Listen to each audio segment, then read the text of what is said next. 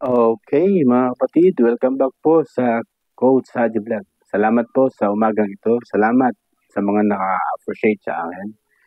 Salamat sa mga like at sa mga comment at doon sa mga nag-heart. Ibinabalik ko po ng buong puso ang pasasalamat ko sa inyo. At nawa, pagpalain po nawa tayo ng ating buong may kapal. Salamat po. Magbibigay lang po tayo ng mga reaction at opinion regarding sa mga napanood na natin at mga nakita na rin natin at nakita natin sa mga videos, sa mga malalaking social media. Salamat at bigyan natin ang opinion regarding those kay Bibi Sara, kung paano dumugin ng tao sa prime water. Halo-haloin na lang natin yan kung paano nagkaroon ng ganyang situation na ito ba'y panggigipit or kumalas yun, bigyan natin ng reaction. Okay, unahin natin yung iwan sa prime water, di ba? Napansin natin, di ba, mula nang kumalas yung bilyar doon sa, bagamat hindi naman kasama pa rin naman nila sa bawat pangangampanya yung bilyar, pero dahil nga sa in-endorse siya ng BP Sara, medyo nalilimit na yung pagpunta sa bawat sorties nila, di ba? Bali, nagkaroon nata ng atas ang ating Pangulo regarding doon sa prime water ng mga bilyar na imbestigahan daw dahil sa base doon sa tingin niya ay mahinang kalidad ng kanilang serbisyo. Iya'y bahagi naman ng karapatan naman niya yan bilang Pangulo na maging maayos yung serbisyo sa sambayan ng Pilipino, lalong higit doon sa patubig na ginagamit ng mga Pilipino o sambayan ng Pilipino dito, katulad ng sa prime water. Diba? Pero napansin natin nun, napansin lang natin mga opinion ko lang po ito mula nang nagkaroon ng endorsement ang BP Sara kay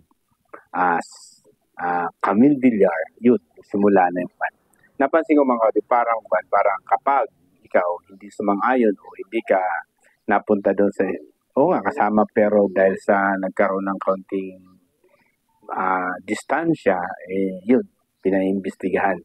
Di ba't isa'y bahagi ng malinaw na kwento Kumbaga, hindi natin sinasabi na ginigipit. Hindi naman. Pero sa nakikita natin bilang Pilipino at hindi naman tayo pinanganak kung kailan lang, parang ganun ang political dahil sa in-endorse siya ng BP Sara, yun, parang may kulay. Yun lang naman sa atin. Parang may kulay yung tinatawag na investigasyon dahil panahon ng eleksyon, di ba? Pero, di ba, karapatan din naman ng Pangulo yan. Tingnan yung maganda ba talaga ang serbisyo. Dangan nga lang mga kapatid, di ba, napapanahon yung eleksyon. Tapos napapanahon yung endorsement ng BP Sara kay Camille, yun. Parang hinahaluan nila ng politika o hinahalo yung politika na isang bahagi ng parang panggigipit sa mga bilyar. Kung ba nagkaroon ng endorsement ng BP Sara o kaya sinatawag na kumalas o ano pa man. Bagamat nakikita pa rin naman natin sa mga sorties yung misa, kaya lang naging limitado na yung punta ng Camille. Diba? Sa isang parte na yon, medyo parang nagkakaroon tayo ng konting ideya na isa'y bahagi ng tinatawag na. Kasi nga, iimbestigahan ka. Noong mo, wala naman. Dapat yung tinatawag isa pa, yung sa tinatawag na boot buying ng mga Camille doon sa part na yun na sa base doon sa ilabas na video bago, hindi pa naman wala pa naman ata si OC siya noon o hindi pa naman time ng campaign, di ba? Pero, di ba, nagkaroon na ng yan na tingnan ng COMELEC yung tinatawag na boot buying. Mula ng lang naman yan, nung magsimula ng ma-endorse ni BP Sara si Camille. Ibig sabihin, di ba, bilang tayo Pilipino, ordinary man lang tayo mga Pilipino, pero alam natin na may kumbaga timing, di ba, na gawin yan ng isang pangulo sa isang dating kasama na umalis o nagkumalas, in-endorse ng BP Sara, parang mayroon tinatawag na may yung investigasyon, may bahid politika. Yung opinion lang naman natin.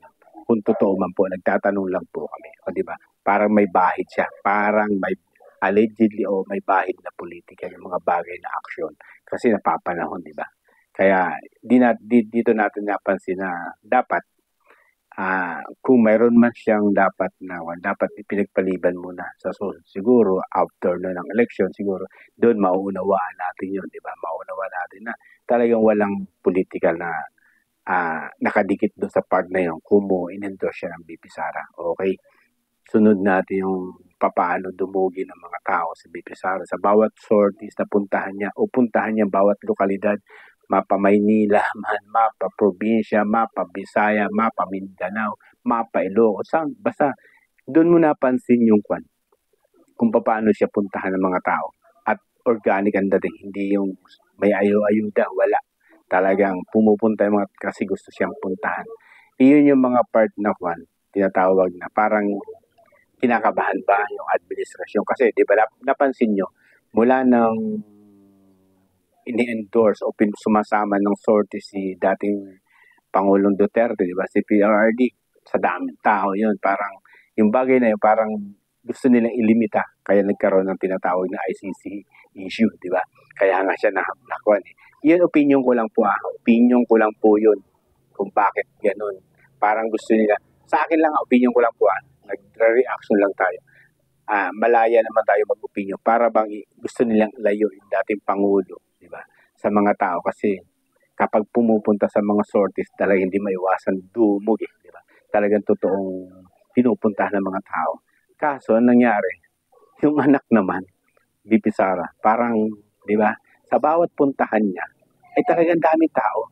Kaya, ang nangyari, parang, hindi ko alam kung talagang ito'y nagtatanong lang po kami, nagtatanong lang po.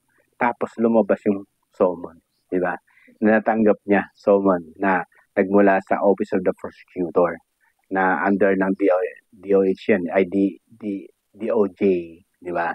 And then, lumabas yung, natanggap niya na daw yung summon na kailangan puntahan niya, papuntahin na, sumagot siya. Doon sa part na yung sinampa ng NBI sa kanya, regarding doon sa sinabi niya na yung paano kapag may nangyari sa kanya o kapag siya'y namatay, BP Sara, yun, naka-video naman yun. Kapag siya'y namatay, may kausap, parang gano'n dating. Yeah, doon, nakatanggap na siya ng summon kasi matagal na nga daw isinampa yan. Pero titingnan natin, parang may kaugnayan din sa politika. Nag-opinion lang po, opinion ko lang po yun. Parang may kaugnayan din sa politika. Kasi, di ba, doon sa part ng tatay, kaya siguro inilayo ang PRRD doon sa bawat sorties, kaya nadala yan dahil sa nakita nila yung kung paano dumugin o gaano siya puntahan ng mga tao. Kaya nga lang ito, yung anak naman, hindi mo talaga mapigilan na talagang kahit saan, lalo kagabi, di ba, sa CDO, yung nakarang araw sa CDO. Kahit dito sa Maynila, sa park na kasama niya si Isko, talagang grabing tao, di ba? Papaano, di ba?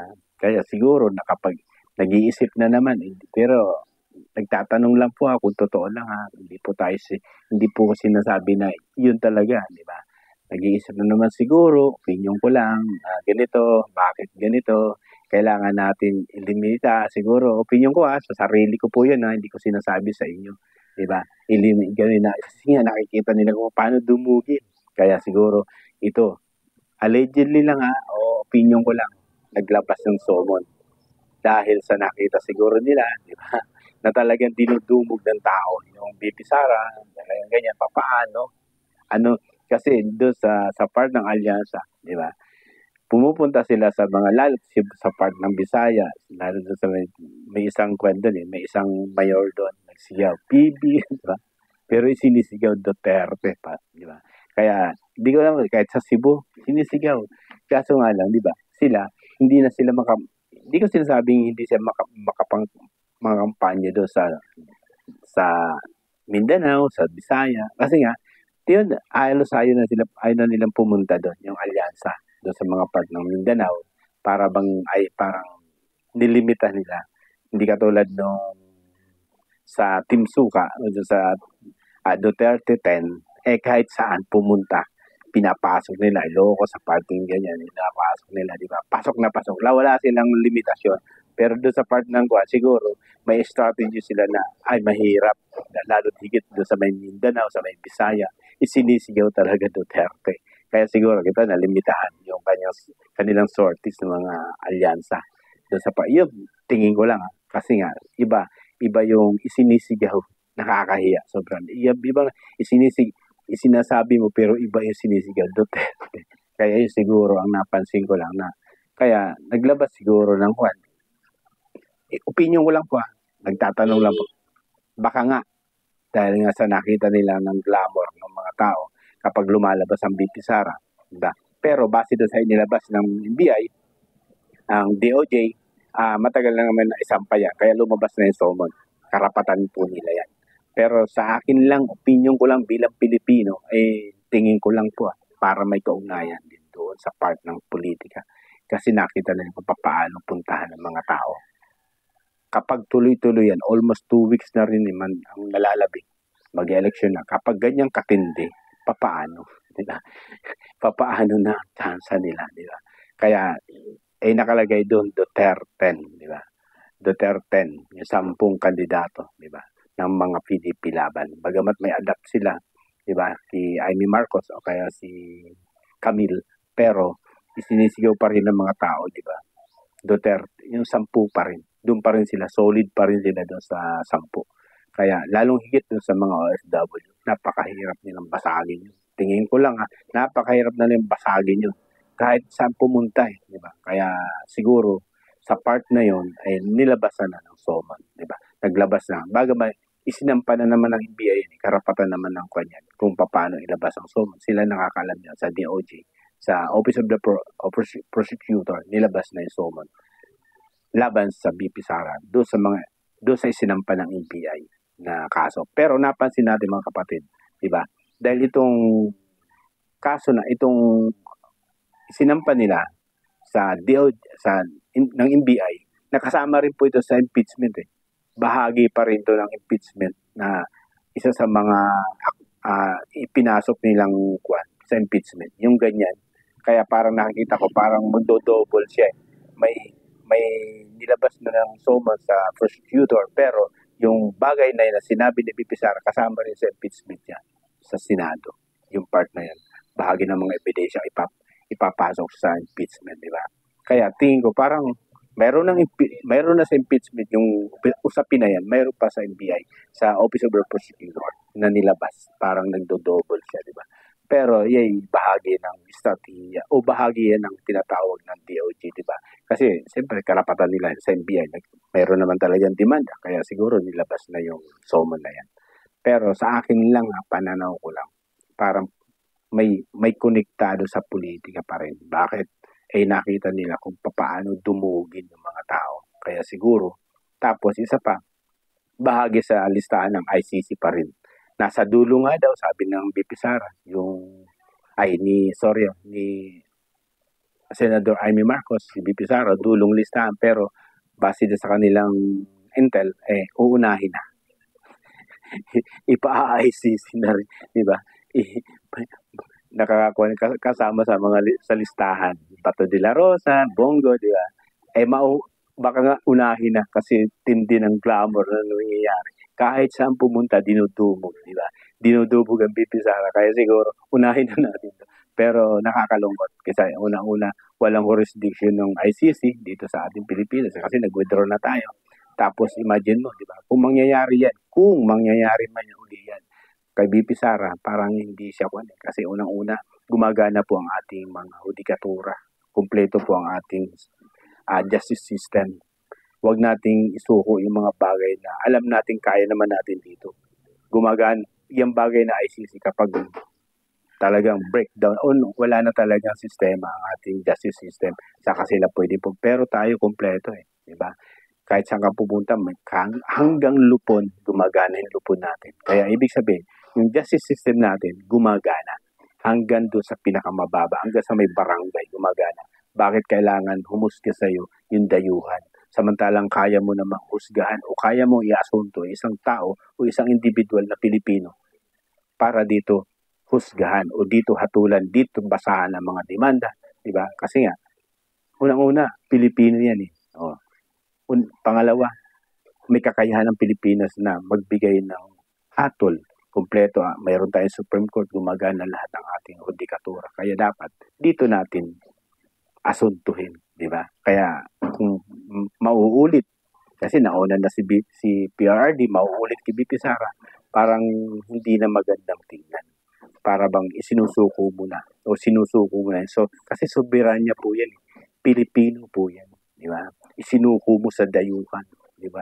Yung mamamayang Pilipino mo. Na ang totoo, kaya namang resolbahin dito dahil kompleto tayo ng justice system natin dito. Kompleto mula sa mataas hanggang sa pinakalbababa sa barangay Lupon. Gumagana ang system natin, justice system. Kaya nakakalungkot din sa isang parte na yon na dayuhan ang uhusga o hahatol sa kapwa mo Pilipino, di ba? Pero iyay mga bagay na kwan, di ba? Pamamaraan yan. Pero kung titingnan mo mabuti, soberanya po yan, di ba? Soberanya is kapag ginawa mo pa uli, nagawa kasi naglabas na ng pinal ng Senado ni Amy Marcos na talaga may mga paglabag, di ba? May mga paglabag doon sa mga karapatang tao, yung tinatawag na Bill of Rights niya, yung mga hindi siya nabigyan ng tinatawag na tamang proseso, di ba? Hindi na idala sa husgado, di ba? Yung rules ng ICC, articles, di ba, 95, di ba? Parang ganun ang nangyayari. Talagang mayroong napaglabag. Kaya nga, nagbigay na ng kwan si Amy Marcos na magagamit naman ng attorney ni FFRD doon sa ni Attorney Kaufman yung bagay na inilabas ng Senado. Kaya, siyempre, yun lang napansin ko mga kapatid. Uulitin ko. Dahil sa tindi ng glamour o sa tindi ng pagpunta ng mga Pilipino sa bawat puntahan ng Bipisara, opinyon ko lang po yun. Opinyon ko lang, malaya tayo mag-opinyon. Hindi ko sinasabing totoo yun o ano pa man. Opinyon ko lang na talagang bahagi ng politika kung bakit nilabasan siya ng summon. Na parang wala lang, mas maganda naman talaga yung tinatawag na mabilis yung na isang pangkaso, mabilis na nilabas yung summon. Maganda yan. Pero dahil nga sa panahon ng politika, hindi mo maiaalis ng politika. Buti talaga may politika. May nakabalot na politika. Siguro dahil sa nakita nila na talagang sa bawat puntahan ng Bipisara ay talagang matindi. Okay po mga kapatid, nawa, nabigyan natin ng kaunting opinion lang at reaction. Tayo nagbibigay lang ng opinion at reaction para doon sa isang parte na yun, para makita lang nila na talagang may nangyari, hindi ba? Okay, salamat at God bless. Sana nabigyan ko. At lagi ko sinasabi, pag mali, mali. Pag tama, doon tayo magsama-sama. Okay, salamat.